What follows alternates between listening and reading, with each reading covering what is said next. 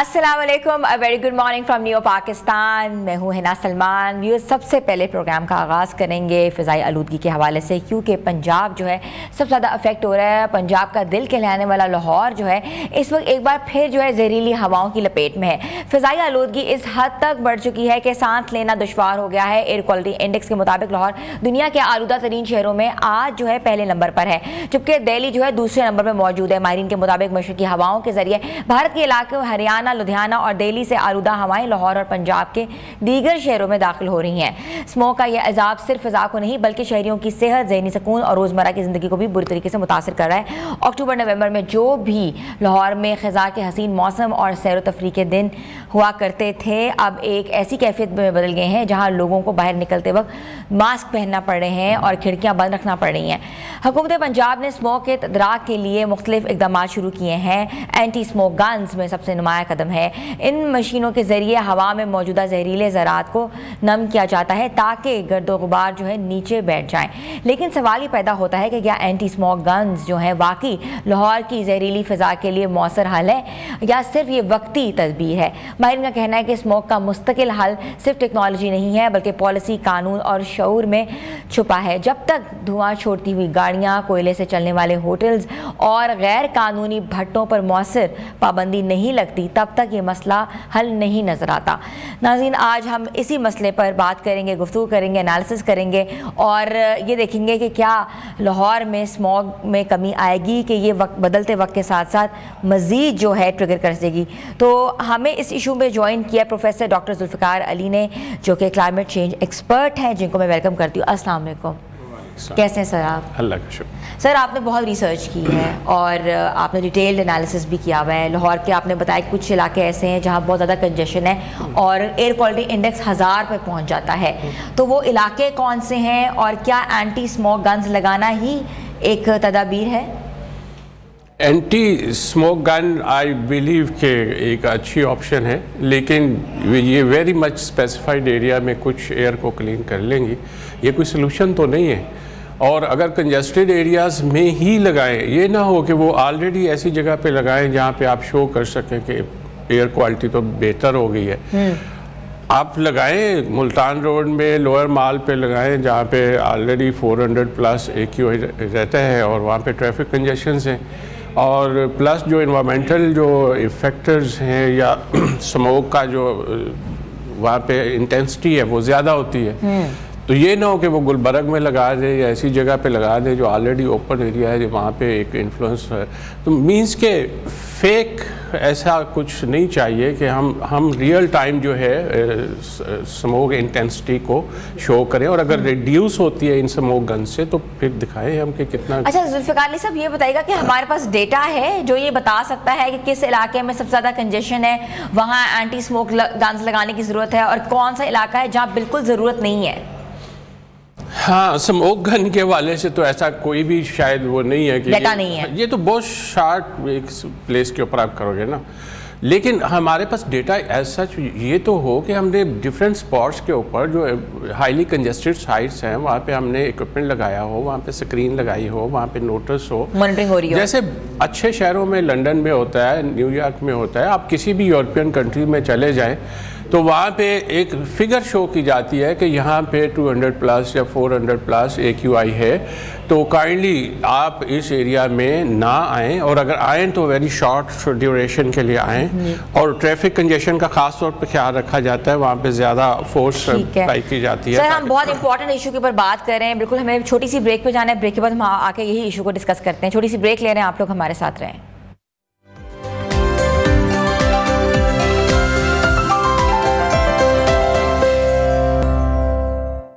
Welcome back viewers. हम smog के हवाले से बात कर रहे थे और प्रोफेसर डॉक्टर जुल्फ़िकार अली हमारे साथ मौजूद हैं। सर, हम बात कर रहे थे रियल टाइम डेटा के हवाले से कि इस वक्त रियल टाइम डेटा ही नहीं है। स्मॉक गन्स तभी काम करेंगी जब हमारे पास डेटा होगा। तो क्या प्रोसेस है? ये जो गन्स लगाई गई हैं ये करामत है कि नहीं है? ये किसी हद तक तो करामत है। मैं कहता हूँ कि अगर कहीं पे वेरी मच लोकलाइज्ड अगर कहीं पे क्लीन एयर करनी है तो शायद कुछ एरिया वो कर लें, लेकिन ये इन्वामेंटल जो कंट्रोल है ये तो अल्लाह मियाँ के पास है या एयर्स के पास है। जो एयर मूवमेंट करती है, और ये ख़ास तौर पे अक्टूबर का लास्ट वीक और नवंबर, ये वो ड्यूरेशन है जिसमें एयर मूवमेंट स्टैग्नेंट हो जाती है। ठीक है। एक अम्ब्रेला बनती है जिसके अंदर सारे पोल्यूटर्स ट्रैप हो जाते हैं। अनटिल अनलेस के बारिश नहीं होती वो सेटल डाउन नहीं हो सकते। ठीक है। अब ये एक्यूमुलेशन जो है पोल्यूटेंट्स की, चाहे वो धुआं है, चाहे वो इनका है व्हीकलर एमिशंस हैं, फैक्ट्री के एमिशंस हैं, क्रॉप बर्निंग है, ये सारा एक्यूमुलेटेड रहता है और डाइल्यूट नहीं होता। तो अब स्मोक गन क्या कर सकती हैं, उस अम्ब्रेला के अंदर एक स्पॉट पे अगर आप कहीं पे कर देते हैं, चाहे 100 या 1000 भी कर दें, तो वो एयर को सेटल डाउन नहीं कर सकते। और कितना सख्त कर लेंगी वो धुआं को, बिल्कुल। और वो जो डस्ट है आखिर वो चोक हो जाएंगी। हमने जो सर्टेन इक्विपमेंट लगाया इसको मॉनिटर करने के लिए तो वो चोक हो जाते बड़ी जल्दी, क्योंकि इतनी हाई कंसंट्रेशन के वो उसको समझ ही नहीं आती। जो वो बिल्ट इन उनका जो स्ट्रक्चर होता है वो एक सर्टेन एयर के लिए होता है। तो ये नहीं है कि 500 या 1000 प्लस जो पार्टिकुलेट मैटर्स हैं उसकी कंसंट्रेशन हो और वो फिर भी इफेक्टिवली चलती रहे। तो इतना सा ये आप अगर 10, 20, 50 अगर स्मोक गन्स ले लें तो ठीक है, अपने जहाँ पे कोई फंक्शन करना है तो वहाँ पे थोड़ा सा डाइल्यूट हो जाएगा। ये तो नहीं है कि वो भी स्टेबल हो जाएगी। और पूरी हवा में अगर जो आपका एयर क्वालिटी इंडेक्स है 253 है, उसको वो कर सकता है, कर्व कर सकता है, नहीं होगा आपका। अच्छा ये बताइएगा कि लाहौर जो है दुनिया का पहला शहर है जहाँ सबसे ज़्यादा स्मोक है आज के डेटा के मुताबिक। तो गवर्नमेंट को सबसे पहली चीज़ क्या करनी चाहिए? ये तो बड़े लंबे लंबे प्रोसीजर्स हैं कि हम अपनी फैक्ट्रीज का फासला देखें, कहाँ जा रहा है, क्रॉप जो है वो नहीं जलाया जाएगा, गाड़ियों को हम ई के अंदर कन्वर्ट करेंगे। इट्स अ लॉन्ग प्रोसेस, मगर immediately what can be done? नहीं, कुछ नहीं हो सकता, ग्रेजुअली ही है। ग्रेजुअल होगा, मतलब एक तो पब्लिक को अवेयर करें कि इसमें मिनिमम एक्सपोजर हो टू द आउटडोर, इंडोर आप ज़्यादा एक्टिविटीज़ करें। और प्लस ये जो कर रहे हैं कि थोड़ा थोड़ा जो है कि आप इसको ई व्हीकल्स कर लें, इंडस्ट्री को इस दौरान वो बंद कर दें, काफ़ी हद तक बंद कर, जिनकी चिमनीज़ हैं धुआं बाहर आता है। क्रॉप बर्निंग के ऊपर ठीक है 144। अभी मैं पंजाब के सर्वे पे था तो मैंने ये सियालकोट और इधर इन एरिया जहाँ पे पैडीज़ हैं तो वो क्रॉप बर्निंग मैंने 6 पॉइंट्स देखे और ओपनली हो रही है। मतलब उसको हाँ उस तरह से चेक नहीं है, कहीं ना कहीं मतलब FIR भी करते होंगे, कोई डेटा भी शो करते हैं कि हमने इतने लोगों को कंट्रोल किया, लेकिन हो रही है। किसान बेचारा क्या करे, उसको ज़मीन चाहिए अगली फसल काश्त करने के लिए। तो ये एक इजी एंड आसान तरीका है कि वो जला के क्रॉप्स को, क्योंकि सर वो सालों साल से उनकी एक लेगेसी चली आ रही है, उन्होंने यही करना है, कोई नई टेक्नोलॉजी के ऊपर तो नहीं जा रहे। क्लाइमेट वेरिएबिलिटी के अंदर ये भी तो है ना कि हम क्या करें, पाकिस्तान एक ऐसा मुल्क है कि वो हाई इसमें बहुत ज़्यादा इन्वेस्टमेंट कर नहीं सकता। इन्वायरमेंटल इशूज सिर्फ स्मोक नहीं है, बहुत सारे हैं। अभी हम उसमें एल नीनो के अंदर, ला नीना के अंदर हैं और थोड़ी बारिशें हमें ज़्यादा मिल गई लकीली, लेकिन ड्राउट में क्या करेंगे? ये तो इंटेंसिटी इतनी बढ़ जाएगी, इन्फेक्शंस बढ़ जाएंगी, स्मोक एपिसोड प्रोलॉन्ग्ड हो जाएगी। अभी भी एक्सपेक्टेड यही है कि नवंबर एंड दिसंबर के लास्ट में शायद कोई शावर हो। तो ये एक्सपेक्टेड यही है कि ये ड्राई चलेंगे और ड्राई के अंदर स्मोक एपिसोड बहुत इंटेंस होगी। इन्फेक्शन तो अभी देखें हम लोगों के गले ख़राब होना शुरू हो गए और सांस की बीमारियाँ जो है, और जो 3-4 टाइम जो हॉस्पिटल एडमिशन केसेस हैं वो बढ़ जाते हैं। तो हमें इन चीज़ों को देखना है, अपनी फोर्स को भी ज़्यादा करना, और जो ग्रेजुअल स्टेप्स हैं मेरा ख्याल है ये गवर्नमेंट लेती रहे और उसके ऊपर कोशिश करे कि फील्ड स्टाफ और ज़्यादा बढ़ा दे। मतलब धुएँ वाली व्हीकल तो टोटली वहीं पे रोक दें, चेक एंड बैलेंस होना चाहिए। चेक एंड बैलेंस ऐसा करें, और वो ये नहीं है कि आपको या मीडिया को या लोगों को दिखाने के लिए फिगर आउट करें कि हमने इतना कुछ कर दिया। वो AQI खुद ही बता देगी कि अगर AQI रिड्यूस हो रही है सिग्निफिकेंटली और हम 400-500 को नहीं छूते, जो मतलब 300 प्लस तो हैज़ार्डस हो जाता है। सर आपने डेटा की बात की कि रियल टाइम डेटा हमारे पास मौजूद नहीं है, लेकिन हमने जहाँ जहाँ समझ आ रही है हमने वहाँ स्मोक गन्स लगाई हैं। जैसे आपने बताया कि लोअर माल सबसे ज़्यादा एयर क्वालिटी इंडेक्स ख़राब है, 1000 के करीब जाता है। इसके अलावा आपने निशानदेही की है, ऐसी निशानदेही मैंने कभी नहीं पहले देखी। तो आप क्या समझते हैं कि जो इतनी रिसर्चेज हो रही हैं, जो इतना काम हो रहा है, अभी हमने HS भी निकाला है जो कि ऊपर से जाके इस तरह डेटा मॉनिटर कर रहा है क्लाइमेट के हवाले से, तो रिसर्चेज जो हो रही है, जैसे आपने बताया कि सेंसर्स भी लगाए गए थे, तो वो क्यों नहीं इस वक्त कोई ना कोई चीज़ डिफरेंट आ रही सामने? असल में सैटेलाइट मॉनिटरिंग कुछ और चीज़ है, वो इतना रिलायबल डेटा नहीं होता, उसमें डिफरेंस।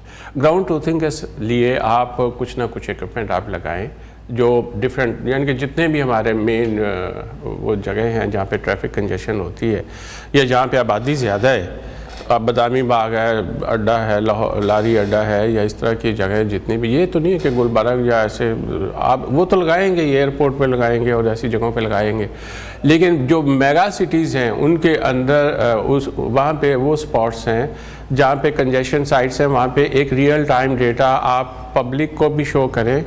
और साइंटिफिकली भी मैं तो हमेशा रिक्वेस्ट करता रहता हूँ कि मेरे स्टूडेंट्स के लिए, रिसर्चर्स के लिए जिन्होंने थीसिस करना है, ये वाहिद मेरा ख्याल है पाकिस्तान ऐसा कंट्री है कि हमें रियल टाइम डेटा जिसके ऊपर रिलायबिलिटी हो वो अवेलेबल नहीं है। तो ऐसे इक्विपमेंट जैसे मेरे स्टूडेंट्स ने वो लगाए थे, हमने पूरे लाहौर में इक्विपमेंट सेंसर लगाए थे। सेंसर क्या काम कर सकते थे? और वो PM1, PM2.5, PM10 ये सारे जो इनहेलेबल पार्टिकुलेट मैटर हैं, फिर उनके साथ ये भी ऑप्शन थी कि हम NO2, SO2, ओजोन वगैरह सारा देख सकते हैं। NO2 जो ब्रीदिंग के लिए प्रॉब्लम्स करती है, और SO2 जो आई इरिटेशन है, थ्रोट इन्फेक्शन है, तो इनके ऊपर अगर बायोलॉजिकल मटेरियल अगर हो जाए तो ये बायोरिसोर्स बन जाते हैं और इन्फेक्शन रेट हाई हो जाता है। तो इस हवाले से ये देखना चाहिए कि PM2.5 जो या उससे बिलो जो साइज़ है वो फाइन पार्टिकुलेट मैटर में आता है जो लंग्स तक पेनिट्रेट करता है। PM1 इवन ब्लड एल्यूलाई के साथ आगे चला जाता है। PM10 गला ख़राब करता है। तो ये डिफरेंट साइजेस, इनकी concentration real time ground truthing के साथ पब्लिक को अवेलेबल होनी चाहिए, not only public, even researchers को। अब तो गवर्नमेंट ने ये कह दिया ना कि और कोई भी बंदा डेटा शो नहीं कर सकता एक्सेप्ट EPA। तो ठीक है EPA ही करे, लेकिन वेबसाइट पे रियल टाइम 24 आवर डेटा। तो एनवायरमेंटल प्रोटेक्शन जो एजेंसी है सर, वो रियल टाइम डेटा क्यों नहीं शो कर रही? क्योंकि जैसे हमने बार बार, जैसे प्री मानसून आया, पोस्ट मानसून आया, बारिशों का सिलसिला था, तो बार बार हम मेट ऑफिस से कहते थे कि डेटा शो करें, कहाँ कहाँ है, कहाँ प्रॉब्लम है। वो मेरा ख्याल कंटिन्यूसली परचेज तो करते हैं इक्विपमेंट, ऐसा बाहर से मंगाते हैं, तो इक्विपमेंट कभी नजर तो नहीं आया? हाँ, हमें तो डेटा चाहिए ना। हाँ। हमें ये भी नहीं चाहिए कि इतने इक्विपमेंट मंगा लिए, वो कहाँ पड़े हैं, वो कहाँ चल रहे हैं, तो आप वेबसाइट पर रियल टाइम डेटा दे दें। ये तो नहीं है, ये कोई न्यूज़ है कि भाई इस इलाके में मत जाओ, इधर जो लोग जो हैं वो ऑलरेडी लंग्स के इश्यूज है, उनको प्रॉब्लम्स हैं, हार्ट इश्यूज हैं, उनको आंखों के इश्यूज हैं, तो ये एरिया मोस्ट इफेक्टिव है, इस एरिया से आप गुरेज करें जाने से, या you know there should be something. ये वार्निंग होती है, ये वार्निंग दी जाती है, जहाँ पे भी यूरोप में चले जाए, लंदन में, पूरी दुनिया में वार्निंग्स होती हैं, और वहाँ पे ऐसे जो चौक एरियाज हैं जहाँ कंसंट्रेशन है, वहाँ पे ये वार्निंग होती है कि एग्जिस्टिंग AQI ये है, PM कंसंट्रेशन ये है, तो अगर आपको बहुत मजबूरी है तो मिनिमम टाइम के लिए उस बाजार से, उस चौक से गुजरें, अदरवाइज अवॉइड करें कि उस एरिया में जाए, या इस आवर्स के अंदर गुजरें ताकि एयर क्वालिटी थोड़ी बेहतर हो, यू नो, जब हवा चल रही है और ऑटोमेटिकली चीज़ें चेंज होंगी। तो सर इंडिया से कितना इन्फ्लुएंस आया हमें? बहुत ज़्यादा उनकी तो ये कॉन्सेप्ट भी है कि इंडिया शायद हवाएं भेज देता है, ऐसा कुछ नहीं है, ये एक अम्ब्रेला है। हाँ, हम कहते हैं इंडिया भेज देता है, इंडिया ने कोई फैन नहीं लगाए हुए कि वो भेज दे, ये हम जॉइंट हमारा एक अम्ब्रेला है जिसमें न्यू दिल्ली, लुधियाना, ये क्या हरियाणा ये सारे आते हैं, और हमारा पंजाब उनका भी पंजाब है, हमारे पंजाब हाँ है। तो ये एक ही अम्ब्रेला है। हाँ। इधर सारा वो है हिमालयन फुट हिल्स और हिमालयन वो माउंटेन्स है। हाँ। वो एयर को उधर क्रॉस नहीं करवा सकते। हाँ। तो ये एक ऐसी जगह बन जाती है जहाँ पे एयर एक्यूमुलेट होना ही होना होती है, और कितना सारे एक है ना। हाँ। हवाएं तो एक जगह, और एयर मूवमेंट होती नहीं। हाँ। जब होती है यानी कि या तो बारिश से सेटल डाउन हो जाए, या फिर ये जब एयर मूवमेंट जाके 2 महीने बाद स्टार्ट होती है, तो फिर आप देखते हैं कि एयर पोल्यूटर्स कम हो जाते हैं, वो डाइल्यूट हो जाते हैं। हम देखते हैं कि मुल्तान सखर तक चले गए, ठीक है, इधर पेशावर तक, पिंडी तक चले गए, तो वो जब डाइल्यूट होते हैं तो फिर थोड़ी सी इंटेंसिटी कम हो जाती है। अदरवाइज हम बिल्कुल स्मोक जो इफेक्टेड एरिया है हम उसके रहायशी हैं, ख़ासतौर पर लाहौर वाले, ये न्यू दिल्ली वाले, और ये एक जॉइंट फिनोमेना है, और ना हम उनको कोई हवा भेजते हैं, हवा भेजते हैं ना वो हमें भेजते हैं, वो ट्रैप्ड एयर है जो उसके अंदर फिक्स रहती है। हाँ, तो कभी भी हम ये नहीं कहते कि इंडिया को कसूरवार या वो हमें कसूरवार कहें। अच्छा, एक प्रॉपर अगर आप क्या समझते हैं मुल्क अफेक्ट हो रहे हैं, उनको एक प्रॉपर हिकमत अमली बनाने की ज़रूरत है क्लाइमेट के हवाले से, वो क्या होनी चाहिए? ये एक अच्छी कॉन्फ्रेंस हमारी हुई थी। अच्छा। हम इंडियन और पाकिस्तानी रिसर्चर्स ने वहाँ पे प्रेजेंटेशन भी दी। इसी मोड एक अच्छा प्लेटफॉर्म है जो जिसका हेडक्वार्टर काठमांडू में है, नेपाल में। वहाँ पे हम इंडियन पाकिस्तानी सारे इकट्ठे हो जाते हैं, इवन अफ़गानी और बांग्लादेशी, श्रीलंकन, नेपाल सारे। तो ऐसे प्लेटफॉर्म्स को देखा जाए कि वहाँ पे रिसर्चर जॉइंटली सोच सकते हैं, और अदरवाइज तो हम शायद बैठ के कहीं पे भी चाय भी नहीं पीते। तो ऐसे प्लेटफॉर्म को एक्सप्लोर किया जाए और वहाँ पे जॉइंटली कोई एक्शन प्लान बनाया जाए कि हम दोनों साइड डायलॉग के जरिए बात की जाए, बॉर्डर के दोनों तरफ हम कंट्रोल जॉइंटली कर। ये ना हो जाए, मैं सैटेलाइट पिक्चर्स लेता हूँ, मीडिया में समटाइम शेयर भी करता हूँ, तो वाज का तो ये होता है कि इंडिया की तरफ अगर 10,000 क्रॉप बर्निंग केसेस है, हमारी तरफ 5,000 है, तो हम कहते हैं शायद हमने कंट्रोल कर लिया। और कभी हमारी तरफ एंड पे इधर ज़्यादा होते हैं, गुजरावाला, कसूर और लाहौर, इसकी सराउंडिंग में क्रॉप बर्निंग ज़्यादा हो रही है उधर, तो फिर हम शायद ये कोशिश करते हैं कि इंडिया ने भेज दिया या हमने भेज दिया, तो उसको वाई नॉट कि एक जॉइंट एक्शन कमेटी या एक जॉइंट एक्शन हो जाए कि हम दोनों साइड के जो EPAs हैं, ये डिपार्टमेंट सेक्रेटरी लेवल पे कोई नेगोशिएट कर लें कि हमने उस हद तक कंट्रोल करना है कि एक सर्टन, फॉर एग्जांपल हम क्राइटेरिया दे देते हैं कि 200 AQI से अबव ना जाएं किसी भी सूरत में, तो ऐसे एक्शन जॉइंटली किए जा सकते। So very well said and it was an very informative session. हमारे साथ मौजूद है प्रोफेसर डॉक्टर जुल्फ़िकार अली माहिर मालियात, जिनका कहना है कि हमारे पास इस वक्त पाकिस्तान में ख़ास तौर पर अगर हम लाहौर की बात करें कि लाहौर जो शहर है वो नंबर 1 पे आ गया स्मॉग के हवाले से।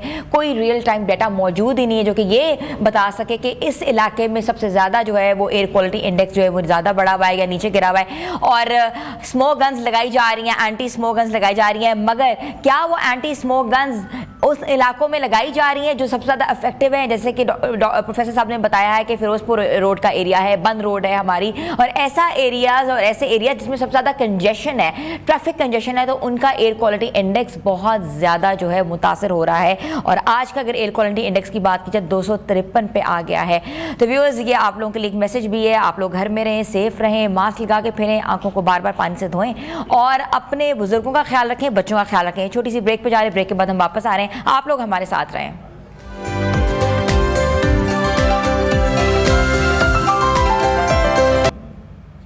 वेलकम बैक व्यूअर्स, एक बहुत एक्साइटिंग न्यूज़ है कि सऊदी अरब में नौकरियां ही नौकरियां हैं। पाकिस्तान के लाखों बेरोजगार नौजवानों के लिए एक बड़ी खुशखबरी, और दोस्त मुल्क सऊदी अरब ने अपने विजन 2030 के तहत वीज़ा पॉलिसियों को नरम और हुनरमंद अफराद के लिए नए मौके खोल दिए हैं।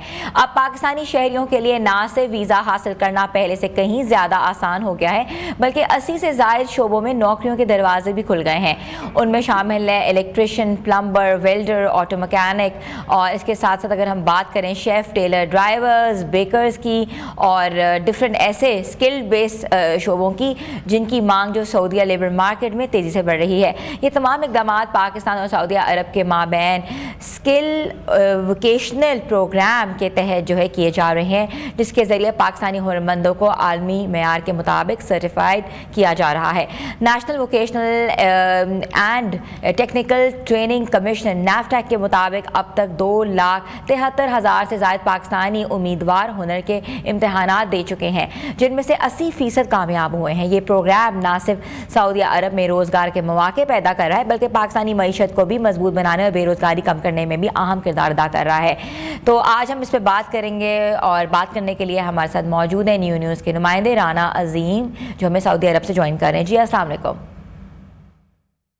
वालेकुम अस्सलाम जी राना साहब, इट्स अ ग्रेट बहुत बड़ी न्यूज़ आ रही है कि इतनी ज़्यादा जो है पाकिस्तानियों के लिए राहें खुल गई हैं, मौके दिए जा रहे हैं, ख़ास तौर पे स्किल बेस्ड वर्कर्स के लिए। क्या कहेंगे आप? जी बिल्कुल, आपने बिल्कुल दुरुस्त फरमाया कि विजन 2030 के तहत सऊदी हुकूमत ने वीज़ा पॉलिसियों को मज़ीद आसान बना दिया है। इसमें पाकिस्तानी शहरियों के लिए वीज़ा हासिल करना बहुत आसान हो गया है। देखें, जो रिसेंटली हमारे मुआहदे भी हुए हैं, उस हिसाब से भी पाकिस्तान और सऊदी अरब की जो दोस्ती है वो बहुत गहरी है। इस हवाले से भी उन्होंने पाकिस्तानियों के लिए ना बहुत आसान से रास्ते जो है ना वो दिए, ताकि हुनरमंद जो लोग हैं वो इस सऊदी अरब में आके अपना हुनर दिखा सकें और यहाँ पर काम भी कर सकें। इस हवाले से उन्होंने जो है पाकिस्तान में उन्होंने SVP एक अदारा है जहां पर आप अपनी रजिस्ट्रेशन करते हैं, और वहां से जो हुनरमंद जो लोग हैं हमारे पाकिस्तान में बहुत ज्यादा हैं, लेकिन उनके पास सर्टिफिकेट नहीं है। सऊदी हुकूमत के जो 2030 विजन है उसमें उन्होंने ये कहा है कि आप पाकिस्तान से जो मुख्तलिफ शोबा-ए-जात में से लोगों को बुलाएं, जैसे हुनरमंद लोग हैं हमारे पाकिस्तान में, कंस्ट्रक्शन के हवाले से हैं, ड्राइवर्स हैं, ये सब लोग हैं, इन लोगों को सर्टिफिकेट जो है वो जारी किए जाएं, और उनको जो है वो सर्टिफिकेट दिलवाने के बाद इनका जो पोर्टल है वहां पर इसको अपलोड किया जाए, और वहां से इनके लिए जो है ना वीजे या इनके हुनरमंद जो लोग हैं उनको यहाँ पर बुलाया जाए ताकि प्रॉपर एक तरीके से काम किया दिया जाए। बिल्कुल ऐसा ही। अच्छा, ये भी बताइएगा कि ये जो नौकरियां निकली हैं, ये जितनी भी राहें खुली हैं, ये सरकारी सतह पर हैं कि प्राइवेट कंपनीज के लिए हैं? देखिए, ये लाजिम बात है, ये प्राइवेट सेक्टर भी इसमें शामिल हैं, क्योंकि प्राइवेट सेक्टर जो हैं वो उन लोगों ने अपनी जो जॉब्स की जो रिलेटेड जो लिंक हैं वो यहाँ पर डाले हैं ताकि लोग वहाँ पर से अप्लाई कर सकें, प्राइवेट में भी हैं और सरकारी भी हैं। ठीक है। अच्छा, 80 से ज़ायद शोबों में पाकिस्तानियों के लिए जो है ना वो राहें खुली हैं, इनमें सबसे ज़्यादा जो है किसकी डिमांड सबसे ज़्यादा है, किस शोबे की डिमांड सबसे ज़्यादा है? देखिए, लेबर कैटेगरी में तो बहुत ज्यादा है, उसके बाद इंजीनियर्स हैं, सिविल इंजीनियर्स हैं, और उसके बाद जो कंस्ट्रक्शन लाइन में जो ड्राइवर और ट्रक ड्राइवर, और उसके बाद इलेक्ट्रिशियन, उसके बाद जो क्या कहते हैं टाइलिंग के लिए हैं, और यानी इस तरह के जो लेबर कैटेगरी में ज्यादा हैं, इसमें बहुत ज्यादा जो है वो उनको यहाँ पर डिमांड है, क्योंकि विजन 2030 के तहत यहाँ पर नए स्टेडियम्स तैयार हो रहे हैं, नए होटल्स तैयार हो रहे हैं, तो कंस्ट्रक्शन का काम बहुत ज्यादा है। उस हवाले से जो हमारे हुनरमंद हैं, जिसमें इलेक्ट्रिशियन हैं, जिप्स के हैं, इन लोगों की बहुत ज्यादा डिमांड है। अच्छा, कितने पाकिस्तानी जो है ये सर्टिफिकेशन जो है हासिल उन्होंने कर ली है, और क्या Saudi companies in certified workers को वाकई तरजीह दे रही है?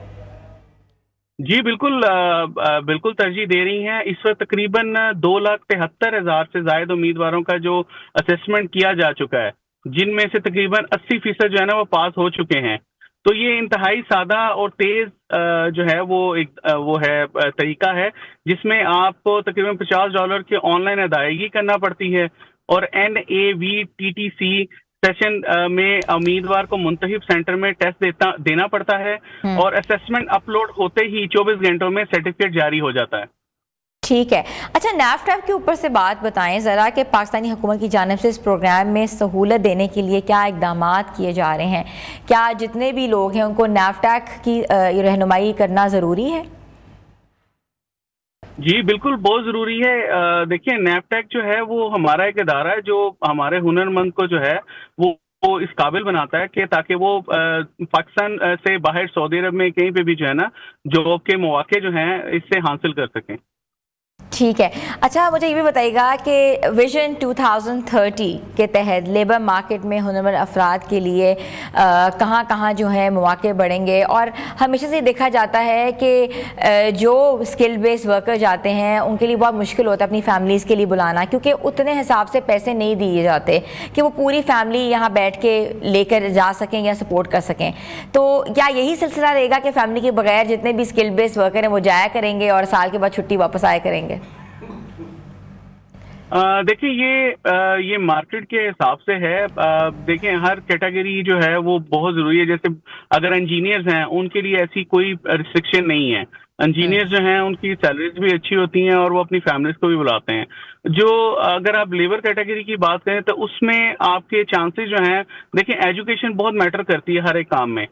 तो हुनरमंद जो है वो तो सिर्फ इलेक्ट्रिशियन या अगर वो इलेक्ट्रिकल इंजीनियर है तो उसकी डिमांड ज्यादा है और उसकी सैलरी भी अच्छी है और उसकी फैमिली भी आ सकती है।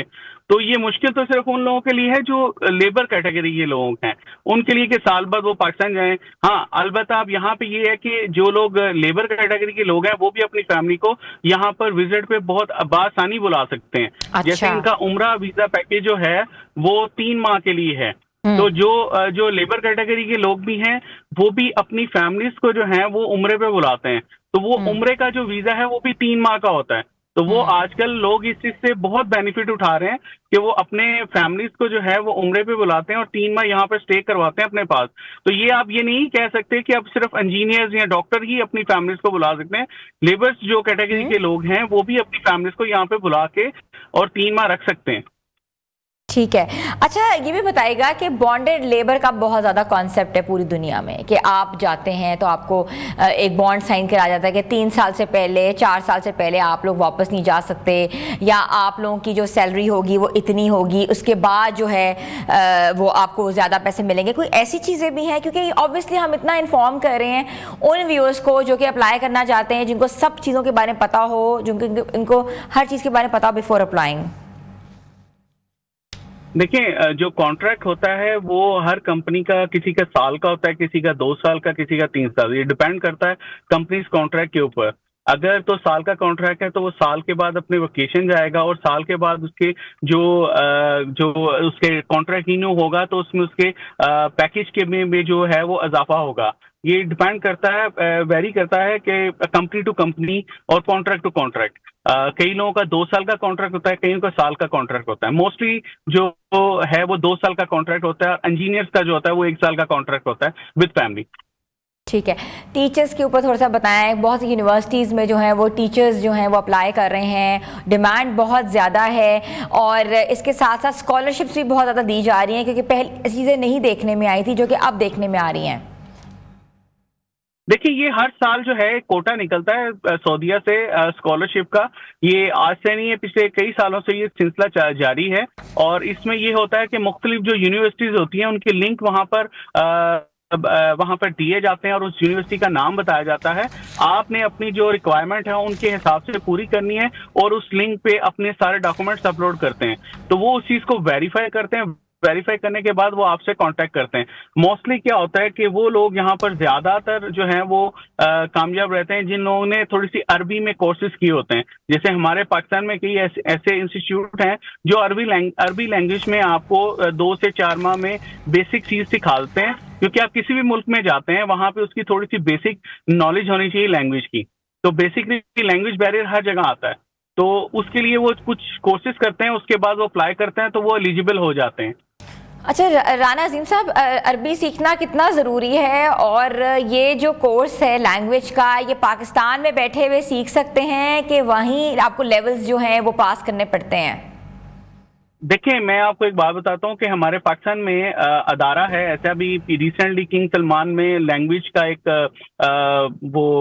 सेमिनार हुआ था। वहाँ से हमारे पाकिस्तान से, अभी मुझे उनका नाम नहीं याद आ रहा, वो इस्लामिक यूनिवर्सिटी इस्लामाबाद से हैं और उनका जो है वो मेन मकसद यही होता है, वो वहाँ से टीचर्स यहाँ पर भेजते हैं, वो यहाँ से लैंग्वेज सीखते हैं और वापस जाके वहाँ पे बच्चों को उस लैंग्वेज को सिखाते हैं, बाकायदा कोर्स करवाते हैं।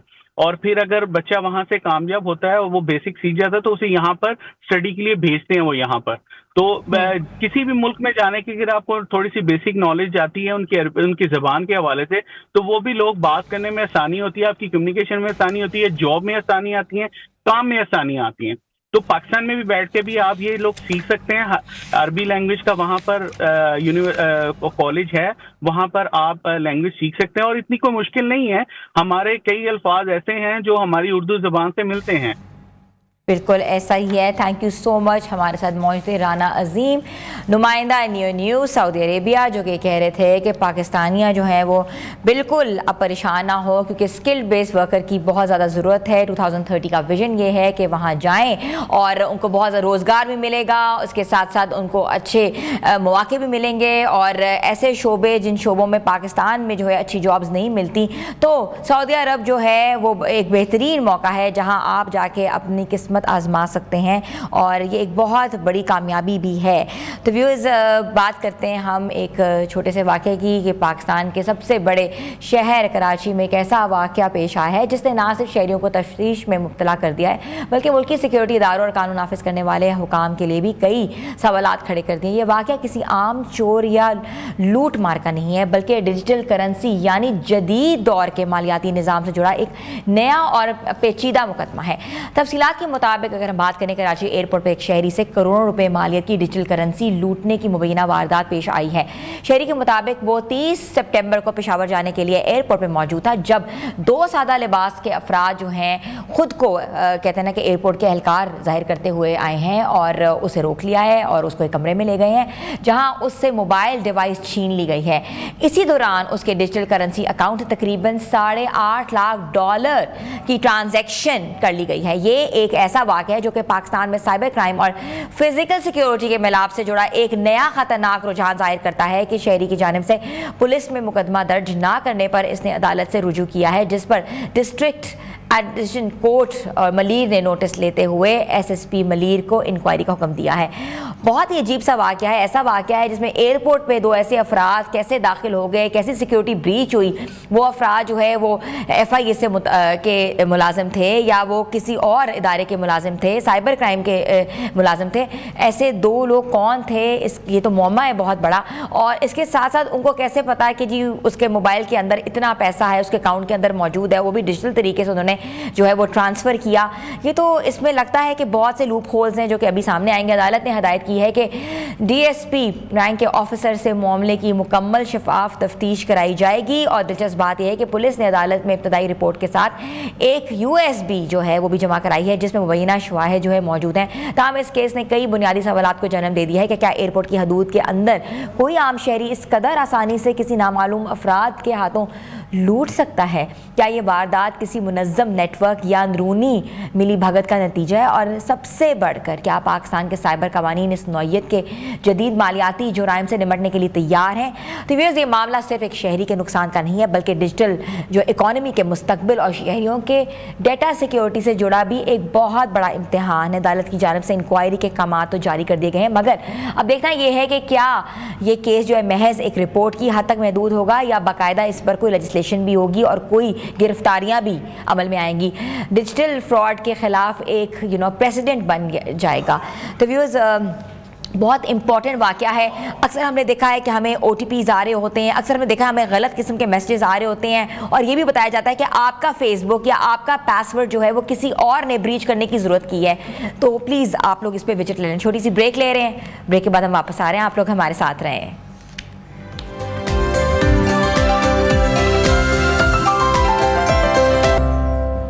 Welcome back viewers, cricket comes home और बिल्कुल ऐसा ही है। पिंडी क्रिकेट स्टेडियम में पाकिस्तान जनूबी अफ्रीका के दरमियान टेस्ट सीरीज का फैसला कुन मार का दिलचस्प मरहले में दाखिल हो गया है। मैच के तीसरे रोज के इख्तिताम पर पाकिस्तान ने दूसरी इनिंग्स में 4 विकेटों के नुकसान पर जो है 94 रन बना लिए हैं और 23 रन की बरतरी हासिल कर ली है। ये दिन दोनों टीमों के लिए उतार चढ़ाव से भरपूर रहा है। एक तरफ जहां जनूबी अफ्रीकी टेल एंडर्स ने गैर मामूली बैटिंग का मुजाहरा करते हुए पाकिस्तान को 71 रन की बरतरी हासिल की, वहीं दूसरी तरफ पाकिस्तानी टॉप ऑर्डर एक बार फिर जो है कमजोर दिखाई दी और सिर्फ 16 रन पर 3 विकेटें गिरने के बाद भी पाकिस्तानी बैटिंग लाइन दबाव में नजर आई है। इमाम उल हक 9 रन, अब्दुल्ला शफीक जो है 6 रन और कप्तान शान मसूद बगैर कोई रन बनाए पेविलियन लौट गए हैं। सऊद शकील भी 11 रन बना चुके हैं और अगर हम आपको अपडेट करें तो इस वक्त पाकिस्तान की 5 विकेटें जो हैं वो गिर चुकी हैं और ऐसे में बाबर आजम मोहम्मद रिजवान ने मोहतात मगर जिम्मेदाराना बैटिंग करते हुए इनिंग्स को सहारा दिया और अभी तक पाकिस्तान का जो स्कोर है वो है 96 और बाबर आजम जो हैं वो निफ्स सेंचुरी बनाकर पेविलियन लौटे हैं और तीसरे दिन के इख्तिताम पर भी बिलतरतीब जो हैं बाकी जो हैं अभी इस वक्त देखना यह है कि प्लेयर्स क्या करते हैं। इस वक्त पाकिस्तान को सिर्फ बर्तरी चाहिए और बर्तरी के साथ साथ अगर पाकिस्तान ने क्लीन स्वीप करना है तो ये टेस्ट भी जीतना होगा, तो क्लीन स्वीप कर पाएगी। थोड़ी सी बैटिंग लाइन पे भी बात करेंगे, टेल एंडर्स भी बात करेंगे। तो बात करने के लिए हमारे ज्वाइन किया है अहमद नजीब सत्ती साहब ने, हमारे स्पोर्ट्स एनालिस्ट हैं। जी अस्सलाम वालेकुम अहमद। जी वालेकुम अस्सलाम, आप सबको भी अस्सलाम वालेकुम। सुबह बखैर अहमद। और सुबह सुबह कुछ अच्छी खबरें भी नज़र आने लगी हैं, मगर पाकिस्तान की पोजीशन के ऊपर क्या कहेंगे? अभी भी जो बैटिंग है वो जारी है, स्कोर इज़ 96 और उसके साथ साथ जो है बाबर आजम ने निफ्स सेंचुरी बनाई है काफ़ी अरसे के बाद और मगर फिर भी बैटिंग अभी तक मुस्तहकम नहीं हो पा रही। व्हाट टू से? जी, इसमें सबसे जो अहम नुक्ता मेरा ख्याल है मोड़ है जहाँ पर हमने मैच की गिरफ्त जो है ना वो कमजोर कर दी। वो पहली इनिंग्स में हमारी जो 5 विकेट थी वो 17 रन पे करीब। बहुत सारे खिलाड़ी बस उल्टे सीधे शॉट मारते हुए आउट हुए। मुझे ऐसा लगा जैसे उन्होंने, जब हमने 300 कर लिया ना पहली इनिंग्स में, हमें लगा कि हमने इनफ रन्स कर लिए, आप रिलैक्स हो जाओ। ये जो हम असल पोजीशन में आके रिलैक्स होते हैं ना, ये हमारा बड़ा प्रॉब्लम है जिसको हमें ठीक करना है। हमारे आखिरी 5 ने 17 रन किए, उनके आखिरी 2 ने तकरीबन 150 के या उससे ज्यादा रन किए, जो कि मैच में एक डिफरेंस उसने डाला है। बहरहाल बाबर आजम 50 कर गए हैं, रिजवान खड़े हैं, और मैं आपको याद दिलाता चलूं कि 2021 में जब साउथ अफ्रीका लास्ट टाइम यहाँ आया था ना, और पिंडी टेस्ट में पाकिस्तान फंसा हुआ था और रिजवान ने सेंचुरी कर पाकिस्तान को बचाया था, तो आज रिजवान या बाबर में से किसी एक को एक जबरदस्त 100 करना पड़ेगा। नहीं, आई थिंक बाबर भी अभी आउट हुए हैं, रिजवान वैसे ही आउट हो चुके हुए हैं, तो इस वक्त जो है रीढ़ की हड्डी कौन साबित होगा ये तो आगे देखना पड़ेगा, क्योंकि अभी कोई ऐसा बैट्समैन नहीं है मिडिल ऑर्डर में। देखो कोई चल पाएगा, टेल एंडर्स कोई अगर संभाला दे सकते हैं तो कर पाएंगे, अदरवाइज पाकिस्तान की इस वक्त पोजीशन बहुत वीक नजर आ रही है। अमर जी बिल्कुल, आप देखें ना, अभी आपसे बात शुरू हुई तो अभी मैं देख रहा था स्कोर कार्ड, तो अभी तक वो थे और अभी बातों बातों में वो आउट हो गए। तो अगर ये बातों बातों में बात चलती रही तो फिर तो मुश्किल हो जाएगा पाकिस्तान के लिए। बाबर भी चूंकि आउट हो गए हैं, सलमान अली आगा रह गए हैं, तो मेरा ख्याल है कि सिचुएशन पाकिस्तान के लिए बहुत मुश्किल है। इस विकेट के ऊपर ऐसा महसूस होता है कि कम से कम पाकिस्तान को 180-200 की लीड चाहिए होगी फाइट करने के लिए, मैं कहूंगा। तो अभी जो सलमान है, फिर उसके बाद जो आपके टेल है, ये बैटिंग कर लेती है, इनको आज जिम्मेदारी लेनी पड़ेगी। नुमान अली को बिल्कुल हम स्क्रीन पे भी देख रहे हैं, बिल्कुल ऑब्वियसली जब स्टूडियो में बैठे होते हैं तो पता ही नहीं होता कि अपडेटिंग हो रही है, but Rizwan is on this crease as well. तो लेट्स सी 17 रन के साथ खड़े में अगर रिजवान कुछ कर पाएंगे तो वाकई ये टेस्ट में थोड़ा सा हमारे ना कि हम जीत भी सकते हैं और हमारी पोजीशन भी बेहतर हो सकती है। जी इसमें ऐसा है कि इस वक्त तो सिचुएशन जाहिर है कि जिस तरह की सूरत हाल है, तो साउथ अफ्रीका की गिरफ्त मजबूत है, क्योंकि पाकिस्तान की 5 विकेटें गिर गई, यानी जो मेन बैटिंग लाइनअप है उसमें ज्यादातर वापस पवेलियन लौट चुके हैं। ऐसी सिचुएशन में कोई एक्स्ट्रा ऑर्डिनरी जो एक होता है, हीरोइक एफर्ट चाहिए होता है इस मैच को जीतने के लिए। ड्रॉ तो हो नहीं सकता है, वो तो कोई कहानी नहीं है। That's very important to know कि हमने कंसिस्टेंसी किसी में नहीं देखी। एक मैच में बाबर चले हैं, एक मैच में इमामुल हक चले हैं, 2 मैचेस में आगा चले हैं, उसके बाद सऊद शकील जो हैं वो भी थोड़ा बहुत चल रहे हैं, मगर कंसिस्टेंटली हम जिस पे रिलाय कर सके कि हमारे टॉप बैटर्स जो हैं हम उन पे रिलाय करते, ये तो करेगा ही करेगा। ऐसा क्यों नहीं हुआ? देखिए हर फॉर्मेट की एक तैयारी होती है। हमारे यहाँ चूंकि एक तो टेस्ट क्रिकेट कम होती है, और दूसरा ये है कि हमारे यहाँ प्लेयर जो है वो फर्स्ट क्लास क्रिकेट खेलते नहीं है ना। तो अगर कोई रेड बॉल क्रिकेट रिसेंटली खेली होती तो शायद बेहतर टच में होते। होता क्या है कि ये 2 टेस्ट मैच की सीरीज वैसे ही पाकिस्तान को, ये बहुत अच्छा कि उन्होंने डायरेक्ट इंटरनेशनल क्रिकेट चेंज करने जा रहे हैं कि कम से कम 3 टेस्ट मैच होने चाहिए। 2 टेस्ट मैच खेल के तुम्हारी टीम वार्म अप होती है, तो मेरा ख्याल है रेड बॉल इनको ज्यादा खेलनी पड़ेगी, फर्स्ट क्लास क्रिकेट ज्यादा खेलनी पड़ेगी, ताकि ये रेड बॉल क्रिकेट से हम आहंग नहीं होते। आज तुमने कर लिया, परसों मैंने कर लिया, फिर उसने कर लिया, तो वो जो कंसिस्टेंसी की बात कर रही है बिल्कुल सही कर रही है, और right kind of practice required है ताकि हमारी टीम जो है उसमें भी कंसिस्टेंसी आए। अच्छा, स्क्वाड का भी ऐलान हो गया, T20 स्क्वाड के ऊपर अभी थोड़ी देर पहले ही ऐलान हुआ है, जिसमें जो है बाबर आजम की वापसी देखी गई है, और इसके साथ साथ कप्तानी तो वैसे ही चेंज हो गई थी, आपको पता ही है, रिजवान को हटा के उन्हें शाहीन शाह अफरीदी को कप्तान बना दिया गया है। तो T20 की अगर थोड़ी सी नज़र डालते हैं तो आपको लगता है कि जो टीम अनाउंस हुई है वो बेहतर है? देखिए जो स्क्वाड अनाउंस हुआ है उसमें हमेशा जो भी स्क्वाड होता है उसमें कुछ पॉजिटिव चीजें होती हैं और कुछ ऐसे नुक्ते होते हैं जिस पे आप बहस की गुंजाइश बाकी रहती है। नसीम शाह आए हैं वापस, बाबर आजम वापस आए हैं। बाबर का तो चलो आना समझ आता है कि एक स्टेबिलिटी चाहिए, हम थोड़ा स्ट्रगल कर रहे थे कोलैप्स में। उन्होंने नसीम शाह क्यों वापस आए मुझे समझ नहीं आया। ना तो उन्होंने कोई ऐसे बीच में परफॉर्म किया है, ना कुछ ऐसा किया है। फर्स्ट क्लास खेलते तो बेहतर था। तो आप यंग लड़कों को शामिल कर सकते थे। और बड़ा खुशी मुझे उस्मान तारिक की है, T20 में आए और उस्मान तारिक आए हैं। उस्मान खान की वापसी हुई है यहाँ के ऊपर। हसीबुल्लाह को वनडे क्रिकेट में उन्होंने शामिल किया है, जो कि खुशाइन बात है, बड़े परफॉर्मर हैं। तो पॉजिटिव भी काफी ज्यादा दिख रहे हैं मुझे स्क्वाड में। सफियान मुकीम जो है वो भी रिजर्व में उनको रखा गया है, वो भी एक चीज़ आ रही है। उसके साथ साथ अगर हम बात करें तो प्लेयर्स वही वाली बात है, जो वसीम जूनियर भी हैं और साइम अयूब भी वापस आए हुए हैं। लेकिन देखना ये है कि क्या ये जो प्लेयर्स हैं ये परफॉर्म कर पाएंगे, कि इनको पहले डोमेस्टिक में आप इतना ट्रेन करें, इतना खिलाएं कि ऑटोमेटिकली इनके लिए इंटरनेशनल प्लेटफॉर्म पे खेलना कोई बड़ा मायने रखे ही ना। असल में होता क्या है कि हमारे यहाँ ना प्लेयर फर्स्ट क्लास क्रिकेट से जरा दूर भागते हैं, सच्ची आपको बात करूं, क्योंकि वो मुश्किल क्रिकेट होती है। अभी मैं ये चाह रहा था कि बहुत सारे खिलाड़ी जिनको भी फर्स्ट क्लास खेलना चाहिए था, उनको एक एक मैच खेला है फर्स्ट क्लास का कुछ खिलाड़ियों ने, तो उसके बाद वो कैंप में बुला लिया है। बिल्कुल बिल्कुल, तो हमने देखा है कि जिस तरह हम अभी एशिया कप में जो हमारी परफॉर्मेंस रही है, हम बड़ी टीम के अगेंस्ट खेल ही नहीं पाए, लड़खड़ा गई पूरी टीम ही। समझ आ रही थी कि मैदान में ऐसे उतरे थे जिससे उनको कुछ समझ ही नहीं आ रही उन्होंने करना क्या, प्लान ऑफ एक्शन नहीं था, पिच रीड नहीं कर पा रहे थे, फील्डिंग में इश्यूज थे, डेथ ओवर्स में हमारी बॉलिंग लड़खड़ा गई। तो ऑटोमेटिकली ये चीज़ सोचनी चाहिए गवर्निंग बॉडी जो है, पीसीबी जो है, वो क्यों नहीं इस चीज़ के ऊपर बैठ रही, कोई एक बैठ के टेबल टॉक कर रही है। मेरा ख्याल है कि कुछ डेवलपमेंट हो रही है और मैं समझता हूँ कि इसमें मजीद खिलाड़ियों के साथ बैठ के एक ऐसा लाएमल बनाना चाहिए कि हमने अपने प्लेयर का स्किल लेवल और कंसिस्टेंसी लेवल कैसे ऊपर लेके जाना है, ताकि, और दूसरा ये कि इसमें ये भी बहुत जरूरी है बड़ी टीमों के साथ खेलें। अब होता कि अगर आपने देखा हो हमारे ए टूर्स या शाहीन के टूर्स भी छोटी टीमों के खिलाफ होते हैं, जिम्बाब्वे हो गया, बांग्लादेश हो गया, श्रीलंका हो गया, इवन हम अभी ट्राई नेशन में पहले अफगानिस्तान था, उसको जिम्बाब्वे ने रिप्लेस किया। तो छोटी टीमों से खेलेंगे तो आपका कैलिबर भी छोटा होता रहता है, बड़ी टीमों से खेलते हैं तो आपका कद काट भी बड़ा होता है। तो आई थिंक बहुत सारे ऐसे लोग हैं जी करना पड़ेगा। अच्छा, टॉक अबाउट आसिफ आफरीदी की पहली इनिंग जो थी, जबरदस्त परफॉर्मेंस थी, 6 विकेटें थी, लेकिन उनकी एज के ऊपर बहुत सी बातें हुई हैं, बहुत मीम्स बने, तनकीद का निशाना भी बने हैं, और उनकी भी जो स्टेटमेंट सामने आई है कि मैं रिटायरमेंट से पहले जो है अच्छी परफॉर्म करना चाहता हूं। तो फिर क्या खिलाने की जरूरत क्या थी जब उनको रिटायर ही होना था? नहीं, रिटायर अभी नहीं होंगे, बहुत फिट है वो। मैं तो मतलब जैसे मिसाल दे आपके प्रोग्राम की विसातत से बात करूं, उस्मान तारिक आज सिलेक्ट हुए हैं, आज से 3 साल पहले I am the first one जिसने उसको लेकर आया था मेन मीडिया के ऊपर, स्पॉट किया था डोमेस्टिक से। और आसिफ आफरीदी के लिए भी 2-3 साल से मैं मुकदमा लड़ रहा हूं, क्योंकि he is the best left arm spinner in Pakistan. Age is just a number जी, क्योंकि जो लोग इस एज का मजाक उड़ाते हैं उनको क्रिकेट की समझ नहीं है। Test cricket demands maturity. Asif Afridi एक इंसान नहीं बल्कि एक पहाड़ जैसे हौसले का मालिक है।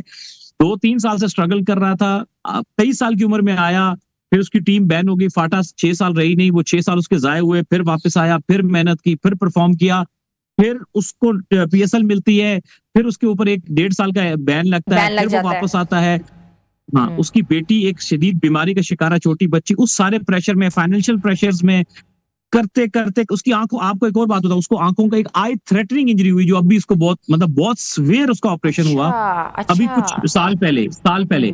सबसे वो फाइट करके, इतने बड़े चीजों से फाइट करके, ऑलमोस्ट क्लोज टू 39 वो बंदा डेब्यू करता है, हिम्मत नहीं हारता और 6 आउट करता है। तो ये आज़म और हौसले का पहाड़ है आसिफ आफरीदी। और मैं आपके प्रोग्राम के विसातत से एक बड़ी एक्सक्लूसिव बात कर दूं, अब वो आ गया है ना, अब वो जल्दी जाएगा नहीं, ये मैं बता दूं आपको।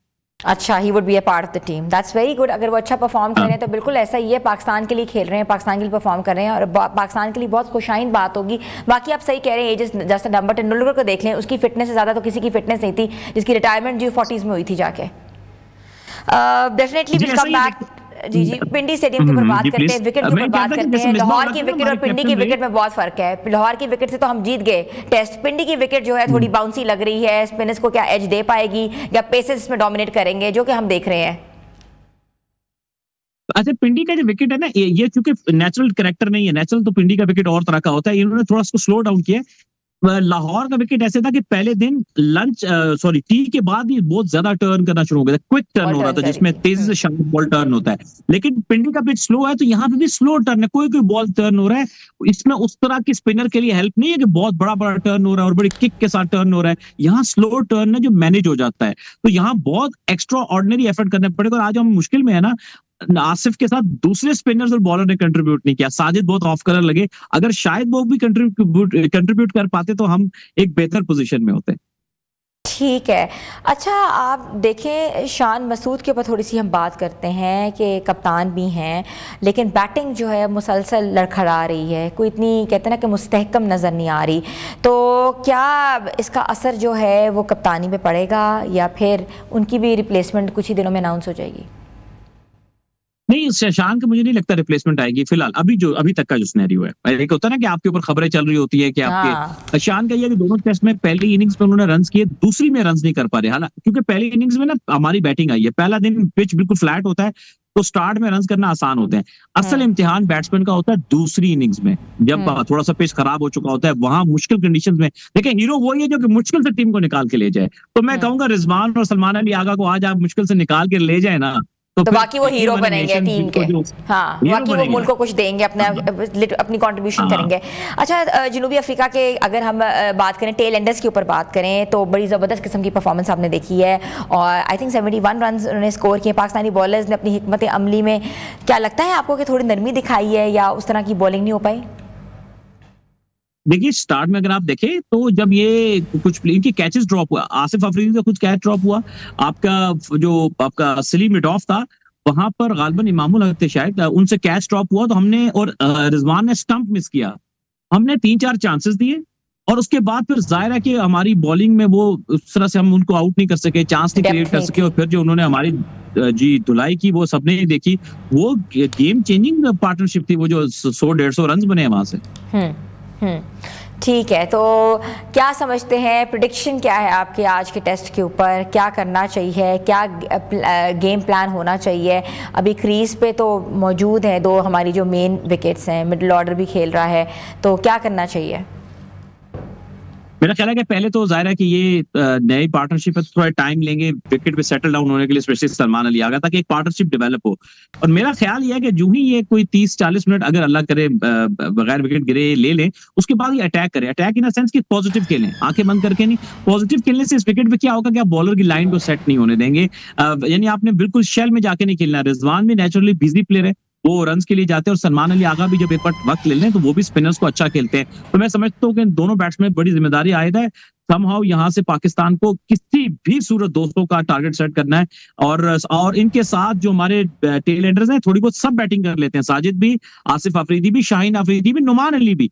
तो मेरा ख्याल है सबको 20-20, 30-30 कंट्रीब्यूट करके जैसे तैसे पाकिस्तान को 200 पे पहुंचाना है, अगर पाकिस्तान की नैया को पार लगाना है। बिल्कुल ऐसा ही है। अच्छा, ये भी मुझे बताइएगा कि हमने देखा कि ड्यूरिंग द मैचेस जो है टीम अनाउंस हो जाती है, ड्यूरिंग द मैचेस जो है ऐसी डिफरेंट स्टेटमेंट्स आ जाती हैं, आपके क्रिकेट गुरुज जो है कुछ ना कुछ बात कर लेते हैं, तो एक जो परफॉर्मेंस हो रही होती है, कितनी अफेक्ट हो जाता है प्लेयर इन बातों से? अभी हम देखा रिजवान के ऊपर भी जो बात है, उनको हटा के जी शाहीन को आगे किया गया है, तो आपको लगता है कि एज एन इंडिविजुअल उनकी परफॉर्मेंस अफेक्ट होगी? हो सकती है, देखिए इमोशंस होते हैं। मेरा ख्याल है कि जो खासतौर पे जो कप्तानी का मामला है ना, आप या तो सीरीज से पहले कर देते या बाद में कर देते, तो वो सीरीज के बीच में क्या होता है कि अगर कोई भी कप्तान होगा ना, अचानक से उसको हटा दिया जाएगा तो जाहिर है कि एक इमोशनल इंसान इफेक्ट होता है, हर्ट होता है, इंसान के जज्बात होते हैं। तो कप्तानी चेंज करना ही हमेशा पाकिस्तान क्रिकेट बोर्ड का इस्तेहकाक है, इसमें कोई ऐसी मजाकी की बात नहीं है, लेकिन उसकी टाइमिंग कि किस वक्त आपको करना चाहिए, जाहिर है कि इसमें मेरा ख्याल है कि इसको सीरीज से अगर पहले कर लेते तो ज्यादा मुनासिब होता। प्लेयर के ऊपर बहुत मतलब ग्राम गुजरती है कि ड्यूरिंग द सीरीज जब आप तब्दील करते हैं तो वो मुनासिब नहीं लगता है।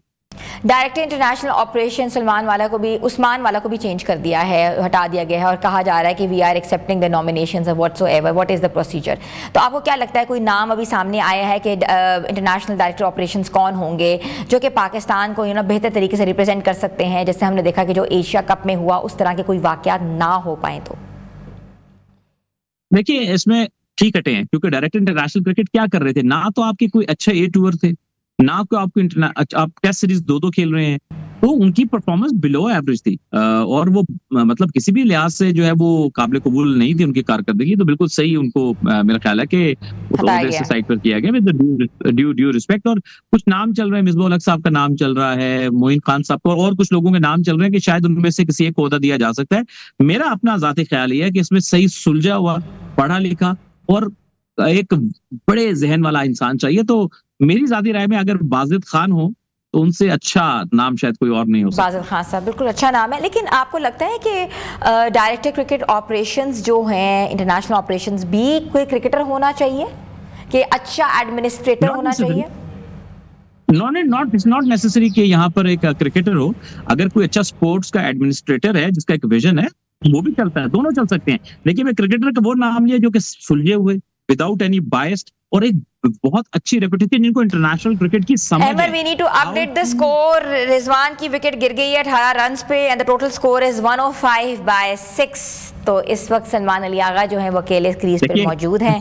तो ये भी विकेट गई है, और विकेट तो गई है, अब क्रिकेट का क्या हाल होना है ये आगे देखते हैं। तो जैसा कि हम कह रहे थे कि अगर ये दोनों जो जोड़ी बन के जो है वो ठहर जाते हैं, पेविलियन नहीं जाते, तो पाकिस्तान 200 तक कर सकता है और पाकिस्तान की पोजीशन बेहतर हो सकती है और टेस्ट मैच जीत सकता है। अब बताएं क्या करना चाहिए? अब अल्लाह से दुआ करनी चाहिए। अब तो दुआओं वाली सूरत हाल आ गई, क्योंकि आपका जो मुस्तनद जोड़ी थी आखिरी, उसमें से एक शिगाफ पड़ गया है और रिजवान आउट हो गए, जिसका हम जिक्र कर रहे थे। अभी गुफ्तगू में बाबर भी आउट हो गए, रिजवान भी आउट हो गए, 2 अहम खिलाड़ी हमारे आउट हो गए।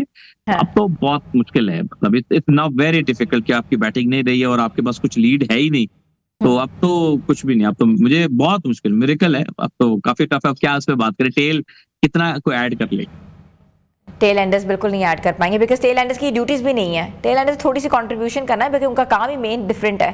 खैर anyways, it was a really nice session with you, और हमने पूरा डिस्कशन भी किया है। इसके साथ साथ हमने ये भी किया है कि क्या क्या चेंजेस की ज़रूरत है, कहाँ कहाँ लूप होल्स हैं, किस किस खिलाड़ी को क्या करना चाहिए। और आपने आसिफ आफरीदी के बारे में बड़ी डिटेल एनालिसिस की है कि आसिफ आफरीदी जो है कितनी मुश्किलात का शिकार रहे हैं और अच्छा परफॉर्म भी करते रहे हैं, और उनकी 6 विकेटें जो हैं पाकिस्तान के लिए बहुत खुशाइंद एक मार्का भी है। और इतने सालों के बाद अगर उन्होंने डेब्यू किया है, तो डेब्यू करने के साथ साथ जो है 6 विकेट्स उनके क्रेडिट पे जा रही हैं। और वो ये भी कहा जा रहा है अकॉर्डिंग टू अहमर कि वो पाकिस्तान क्रिकेट टीम का हिस्सा लेंगे, क्योंकि इससे अच्छा हमें लेफ्ट आर्म स्पिनर कहीं देखने में नहीं आ रहा। तो viewers, thank you so much Ahmar, having detail analysis with us. Viewers, यहाँ हम लोगों ने जाना है छोटी सी ब्रेक पे। ब्रेक के बाद हम वापस आ रहे हैं, आप लोग हमारे साथ रहें।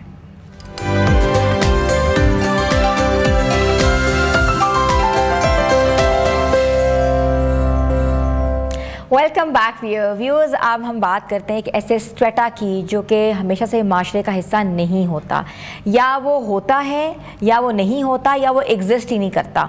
तो हम आज बात कर रहे हैं ख्वाजा सराओं के हकूक़ की। तो आम तौर पर बात हमदर्दी, तहफ़्फ़ुज़ और बराबरी के मौके की तरफ जाती है, मगर खैबर पख्तूनख्वा के ज़िला एबटाबाद से आने वाली खबर ने ना सिर्फ आवाम बल्कि मुतलका इदारों को भी हैरान कर दिया है।